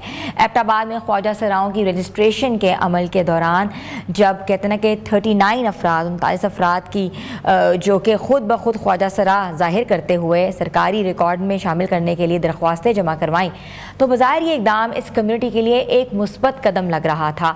क्योंकि ऑब्वियसली हमेशा से कहा जाता है क्योंकि हकूक़ पे बात की जाए, उनकी रजिस्ट्रेशन कराई जाए, उनके ID कार्ड्स बनवाए जाएँ, उनको अलग ट्रैवलिंग कंपार्टमेंट्स दिए जाएँ, ताकि ये मर्द और औरत की जो डिफ्रेंसिएशंस हैं वो ख़त्म किया जाए और अदर्स का ऑप्शन लगाया जाए। ना वो मर्द है ना वो औरत है, मगर अदर्स के ब्रैकेट में आते हैं। मगर हुआ क्या? हुआ ये कि जब उन अफराद के मेडिकल टेस्ट किए गए तो इंकशाफ हुआ कि उनमें से 34 अफराद दरअसल मर्द हैं। तो ये कितनी गलत बात है, कितनी खैफ कि हम उनका भी हक खा रहे हैं। एक स्ट्रेटा जो कि हमारे माशरे में एग्जिस्ट ही नहीं करता, हमारे माशरे में उसको हमेशा उनकी हक तलाफ़ी की जाती है। उनको कोई कहते हैं ना कि कोई एक उनकी आइडेंटिटी नहीं दी जाती, उनको आइडेंटिटी क्राइसिस हैं, तो उनके भी हम लोग हक खा जाएं। जब सिर्फ 5 अफराद ही असल में ख्वाजा सरा निकले हैं, तो ये नतीजा बज़ाहिर एक तिबी रिपोर्ट है, लेकिन इसके पीछे कई गहरे जो हैं सवाल छुपे हैं। क्या ये लोग वाकई फ्रॉड के मुरतब हैं, या इन्हें निज़ाम की कमज़ोरियों का फ़ायदा उठाने की तरगीब मिली है? क्या सिर्फ एक वाक़या है या पूरे निज़ाम में कोई ऐसा खला मौजूद है जो इससे ऐसे गलत इंदराज मुमकिन हो जाते हैं? ये बहुत ज़रूरी है कि रूल आउट किया जाए कि वाकई ख्वाजा सरा हैं, या ये जो मर्द हजरात हैं ये अपना भेस डाल के जो है ख्वाजा सरा बने हुए हैं। और जब उनकी प्रोटेक्शन की बात की जाती है, जब उनके राइट्स की बात की जाती है, तो उनके राइट्स पे कोई और राइट ले, ये भी गलत है। तो ज़िले इंतज़ामिया के मुताबिक टेस्ट मुकम्मल होने पर भी क़वाइद और ज़वाबित के मुताबिक किए गए हैं, और सिर्फ मुस्तनद ख्वाजा सरा कम्युनिटी के अफराद को ही रजिस्ट्रेशन में शामिल किया जाएगा। बज़ाहिर ये जो फ़ैसला है दुरुस्त सिमत में उठाया गया है और एक बहुत इंपॉर्टेंट स्टेप है, लेकिन साथ ही ये भी ज़ाहिर करते हैं कि असल ख्वाजा सरा कम्युनिटी को अपनी शनाख्त के लिए अब मज़ीद सख्त जाँच का सामना करना पड़ेगा। यानी जिनके हकूक़ के तहफ़्फ़ुज़ की बात हो रही है, अब वही ज़्यादा चेकिंग और मुश्तबा निगाहों का शिकार बन सकते हैं। तो एक बहुत इम्पॉर्टेंट इशू है और हमेशा से हमने देखते हैं हमारे इर्द गिर्द जो हैं, हम लोग कहीं जा रहे होते हैं तो ख्वाजा सरा अक्सर हमने देखा है रेड लाइट पे खड़े होते हैं या डिफरेंट जगहों पे खड़े होते हैं। देखने में तो वो ख्वाजा सरा लगते हैं, मगर वाकई रूल आउट करने की ज़रूरत है ये वाकई ख्वाजा सरा हैं या बिल्कुल भेस उन्होंने ढाला हुआ है, उनके राइट्स के ऊपर भी अपने राइट जमा रहे हैं। और आखिरकार मर्द हजरात को क्यों ख्वाजा सरा बनने की ज़रूरत है? क्या उन माशरे में क्या उनके पास मौके नहीं हैं या मसाइल उनको डिफरेंट किस्म के हैं? तो नाज़रीन, ये वाक़या हमें इस हकीकत की तरफ भी मुतवज्जा करता है कि जब किसी की भी समाजी प्रोग्राम या फलाही इक़दाम में गलत मालूमात, जाली इंदराज या मौका परस्ती शामिल हो जाती है तो सबसे ज़्यादा नुकसान उन लोगों को होता है जिनके लिए प्रोग्राम असल में बनाया गया है। तो माहिरीन का कहना है कि ये पेशरफ्त जहाँ जाली इंदराज की रोकथाम में मदद साबित होती है, वहीं हुकूमत और समाजी तंजीमों के लिए भी एक इम्तहान भी है कि वो किस तरह असल ख्वाजा सरा बरादरी को इस शिक के दायरे से निकाल कर उनके हक़ाइक़ और महफूज बनाएं जी। और क्योंकि नाज़रीन, किसी भी माशरे की पहचान उसके कमज़ोर तबकों के साथ बर्ताव से होती है। अगर उनके हकूक़ की आड़ में कोई दूसरा तबका फ़ायदा उठा रहा है तो ये सिर्फ अफराद नहीं है, ये वो फ्रॉड है बल्कि एतमाद के रिश्ते पर ज़र्ब है। तो आज हमने एक बहुत इंपॉर्टेंट इशू को एड्रेस किया है जिसको एड्रेस करने से लोग जो है कतराते हैं। तो वे इस छोटी सी ब्रेक पे जा रहे, ब्रेक के बाद हम वापस आते हैं, आप लोग हमारे साथ रहें।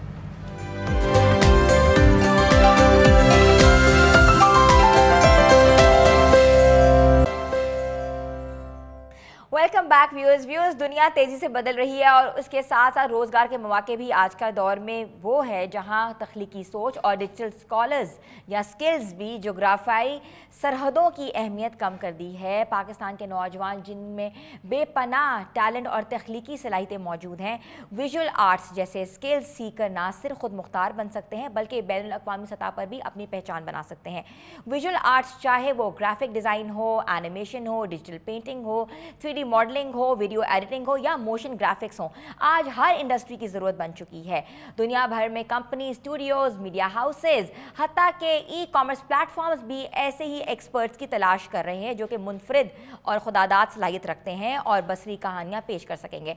पाकिस्तान के नौजवान अगर इन जदीद फ़नून को प्रोफेशनल अंदाज में सीख लें, चाहे वो ऑनलाइन कोर्सेज़ के ज़रिए यूट्यूब या किसी भी इंस्टीट्यूट से हों, तो वो अपनी सलाहियतों का लोहा मनवा सकते हैं और प्लेटफॉर्म जैसे फायरर है, अपवर्क्स है, ड्रिबल है, बिहांस है और मोनेटाइज कर सकते हैं। ये ना सिर्फ उनके लिए माली इस्तेकाम का ज़रिया है बल्कि मुल्क के लिए कीमती ज़रा मुबादला लाने का भी एक बहुत बड़ा ज़रिया होगा। इस तनाज़े में आज हम गुफ्तगू करेंगे और हमें ज्वाइन किया है विजुअल आर्टिस्ट कैसर हफीज़ तकी साहब ने, जिनको मैं शो में वेलकम कर रही हूँ। अस्सलाम वालेकुम जी। वालेकुम अस्सलाम। कैसे हैं? कैसे आप सुनाइए? हिना ठीक हैं? आपने बहुत अच्छे तरीके से अपने इस पूरे चीज़ को जो है स्टार्ट किया और आपने खुद ही बहुत सारा कुछ बता दिया। नहीं, बिल्कुल मैंने नहीं बताया कैसे, it's way long with you और आप बता सकते हैं कि क्या होना चाहिए। हम लोग पढ़ लेते हैं आर्ट कॉलेजेस से, हमें पूरी डिग्रीज भी मिल जाती हैं, स्किल भी हम सीख लेते हैं। क्या वो स्किल इंटरनेशनली जो है वो पूरी उतर सकती है मेयार पर? है ना, ये जो टॉपिक है ना, ऑनेस्टली स्पीकिंग, ये मेरा ख्याल है वक्त की ज़रूरत और समझने के हर किसी को इस चीज़ के बारे में अवेयर होना बहुत ज़रूरी है कि आपकी यूनिवर्सिटीज़ हैं, आपके पास बहुत से प्लेटफॉर्म्स हैं, बहुत से इस तरह के ट्रेनिंग इंस्टीट्यूट्स हैं जो आपको डिफरेंट स्किल्स सिखा रहे हैं। विजुअल आर्ट के हवाले से अगर हम बात कर लेते हैं, स्पेसिफिकली अगर हम फोटोग्राफी या फिल्म मेकिंग, क्योंकि आजकल यंगस्टर जो हैं इसमें बहुत ज़्यादा आ रहे हैं, उनको लगता है कि ये एक बहुत ईजी तरीका है, वो सीख लेते हैं। सब कुछ करने के बाद टेक्निकली वो थोड़ा बहुत साउंड हो जाते हैं, लेकिन जब वो मार्केट में आते हैं, इंडस्ट्री में आते हैं, तो उनको बेसिकली बहुत से प्रोटोकॉल्स हैं जिसके बारे में बिल्कुल नो हाउ ही नहीं होती। उसकी वजह से ये होता है कि वो इंडस्ट्री में अपने आप को उस तरह से फ्लरिश नहीं कर सकते, उस तरह से ग्रो नहीं कर सकते जिस तरह उनको करना चाहिए।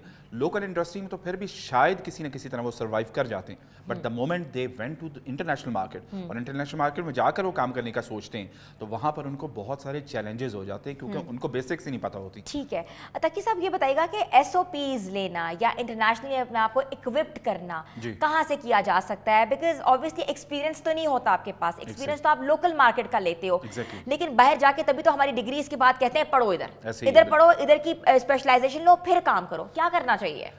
देखें, उसके लिए अभी तो खैर मेरा ख्याल है ये पॉइंट अगर आपका गवर्नमेंट तक पहुंच जाता है तो मेरा ख्याल है बहुत ज़रूरी है कि हमें यहाँ पर भी कोई लोकल इंडस्ट्री के हवाले से बहुत एक्सपर्ट्स हैं हमारे पास, बहुत ऐसे लोग हैं जो कि इंटरनेशनली बहुत अच्छा काम कर चुके हैं। तो उनको चाहिए कि यहाँ पर वो डिफरेंट प्लेटफॉर्म्स क्रिएट करें, डिफरेंट ट्रेनिंग इंस्टीट्यूट्स क्रिएट करें, जहाँ पर सिर्फ टेक्निकल स्किल्स ना सिखाई जाएँ बल्कि जो SOPs हैं उनको सिखाया जाए, उनके बारे में अवेयरनेस दी जाए। अनफॉर्चुनेटली अभी तक सो फॉर इस तरह का कोई अदारा एग्जिस्ट नहीं करता। हाँ, जो ये है कि सीखना कहाँ से चाहिए, तो फिर उसके लिए डेफिनेटली आपके पास ऑनलाइन प्लेटफॉर्म्स ही मौजूद हैं। ऑनलाइन प्लेटफॉर्म मौजूद हैं, उधर आप जाएं, उधर आप जाकर देखें कि इंटरनेशनली किस तरह से काम होता है। डिफरेंट फोटोग्राफर्स हैं, डिफरेंट फिल्म मेकर्स हैं, उनके साथ आप कोलैबोरेट कर सकते हैं। आप उनको बेसिकली यहाँ पर बैठ के जो है लोकली भी ज्वाइन कर सकते हैं, डिफरेंट प्रोजेक्ट्स में उनके साथ उनको असिस्ट कर सकते हैं। वहाँ से आपको बहुत कुछ सीखने को मिलता है, and that is the only approach actually to see the difference between the local market and the international market.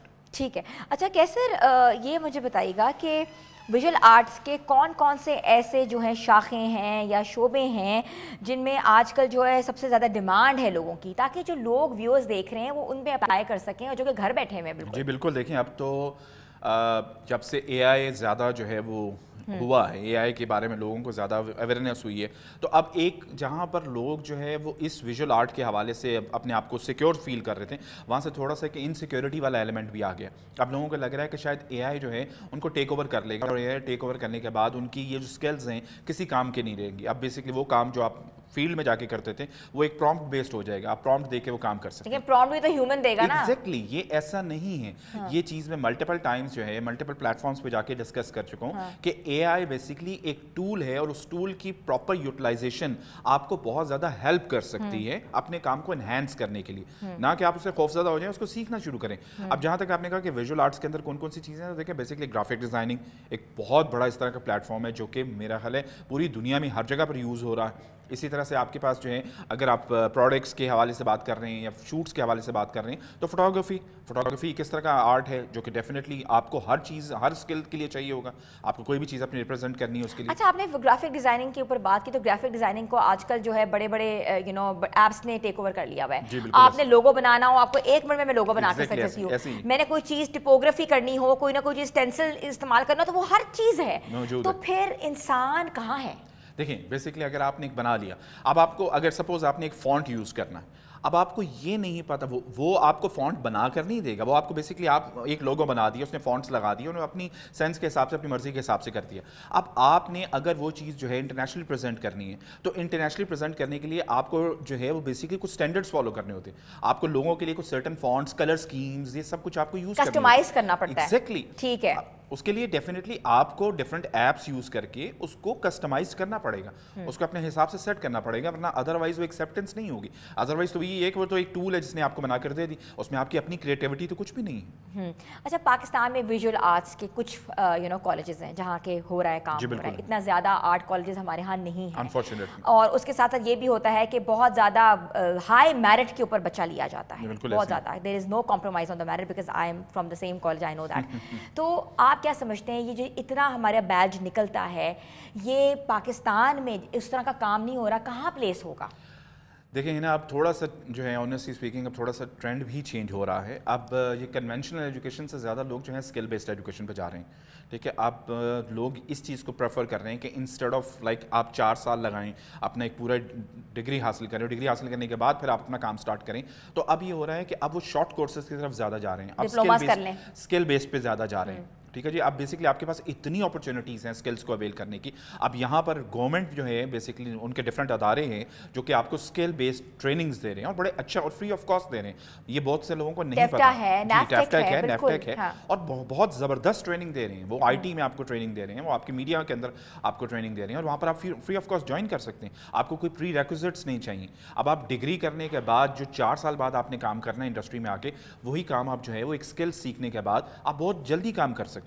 और फिर उसकी बेसिकली आपने पूछा कि उसको कहाँ पर यूटिलाइज्ड होगा, तो ये देखिए अब इसके अंदर जो है इसकी यूटिलाइजेशन वैसे ही है जिस तरह अगर एक डॉक्टर के बेसिकली MBBS करने के बाद बहुत सारे डॉक्टर्स निकलते हैं, लेकिन उनमें बहुत कम लोग होते हैं जो बेसिकली अपने आप को आगे तक लेके जा सकते हैं। कुछ लोग होते हैं जो जनरल फिजिशियंस रह जाते हैं, कुछ स्पेशलाइज्ड में चले जाते हैं। वो डिपेंड करता है आपकी अपनी अप्रोच के ऊपर, आपके अपने विजन के ऊपर। बीइंग अ विजुअल आर्टिस्ट सबसे इंपॉर्टेंट चीज़ होती है वो आपका विजन, आपका पर्सपेक्टिव होता है कि आपने अपने आप को कहाँ तक लेकर जाना है, आपने कहाँ करना है। अगर आप समझ लें कि आपको बेसिक्स आ गई हैं और वो आपके लिए काफ़ी हैं, तो फिर आप सिर्फ उस लेवल तक काम कर सकते हैं। अच्छा, हमने देखा है विजुअल आर्टिस्ट फिल्म मेकर्स भी बन गए हैं। बिल्कुल ऐसे ही, you are one of it जी, एग्जैक्टली। तो आर्ट्स की क्या कोई ब्रांचेस होती हैं? आर्टिस्ट जो होता है वो अपने आप को कहीं भी यूटिलाइज करा सकता है कि एक मखसूस तरीके से आपकी जो डिग्री आप उसमें रहें? अरे नहीं नहीं नहीं, नॉट एट ऑल। देखें, आर्टिस्ट जो है वो हमेशा बेसिकली उसका विजन बड़ा ब्रॉड होता है, वो कभी भी एक चीज़ को सर्टनली फोकस नहीं कर सकता। हाँ, ये ज़रूर है कि डेफिनेटली उसकी स्किल कुछ स्पेसिफिक एरियाज़ के अंदर एक सर्टेन एरियाज़ तक होती है, लेकिन बीइंग एन आर्टिस्ट आपको हमेशा क्यूरोसिटी होती है। आपको थोड़ा सा ये होता है कि अगर आपने ये चीज़ कर ली, सपोज अगर आप फिल्म मेकिंग कर रहे हैं तो आपको ये ज़रूर होगा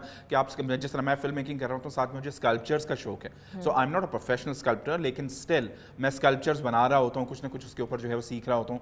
तो इसी तरह हर आर्टिस्ट के साथ ही होता है। जो एक पेयर आर्टिस्ट होता है उसको कभी भी एक जगह पर सुकून नहीं मिलता उसको, और आपकी अपनी एग्जांपल उसमें है।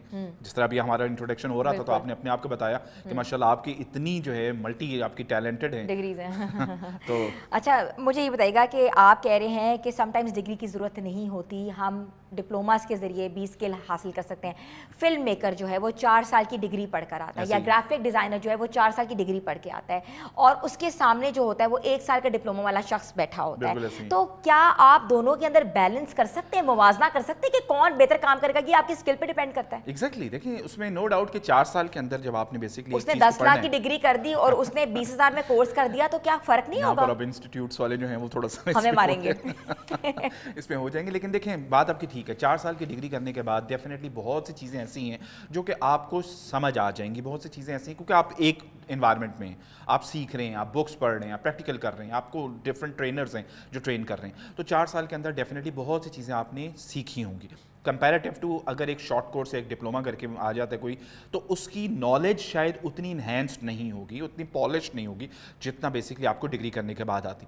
लेकिन जहाँ तक है कि क्रिएटिविटी, देखिए क्रिएटिविटी के लिए मुझे लगता है कि आपको कोई डिग्री की जरूरत नहीं है, ब्रेन है। एग्जैक्टली, ये आपके अपने अंदर एक गॉड गिफ्टेड चीज़ होती है और आपने उसको सिर्फ रिकग्नाइज करना होता है, उसकी पहचान करनी होती है। असल चीज़ होती है हमारे यहाँ बेसिकली अनफॉर्चुनेटली पेरेंट्स जो हैं इसमें बहुत इंपॉर्टेंट रोल प्ले कर सकते हैं लेकिन नहीं करते, स्पेशली आर्ट के हवाले से। ये बहुत अनफॉर्चुनेट है।